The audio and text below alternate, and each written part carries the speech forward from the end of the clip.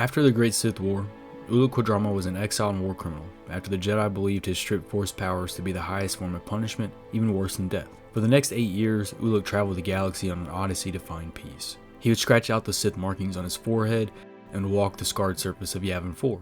Ulic's journey would lead him to Rinbar, an abandoned planet at the tail end of an ice age. Ulic would claim a citadel as his place of refuge, and there he would practice lightsaber skills, and he would note that without the Force, the saber is merely a tool, and not so much as a weapon of the light. On one excursion outside of the citadel, Ulic would fall into a deep, icy chasm. It was here that Ulic pleaded to die, and even accepted it, until the spirit of Jedi Master Arca Jeth appeared, and convinced him that he had but one more calling in life, and that it would bring him peace. Ulic clawed his way out, and then he waited. For what? He did not know. Bima Sunrider felt Nomi had neglected her as so much to even not permit her to be trained as a Jedi Knight. Bima knew that a Jedi would not betray her mother's wishes, and that Ulic was the only one who would train her.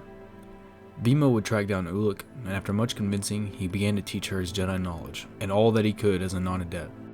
Bima was dedicated and learned quickly, and Ulic gave her the rest of the parts needed to complete her lightsaber. Nomi would ask Silvar to accompany her to find Bima, and they were able to track down Hogan, the same man who transported Ulic to Rinbar. The two arrived on the planet, and Nomi would ask Silvar to stay with the ship.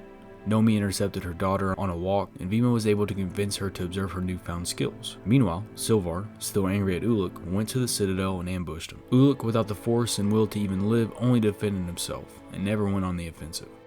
Seeing an opportunity to free Silvar of her hatred, Ulic powered down his lightsaber, and Silvar couldn't betray her Jedi teachings.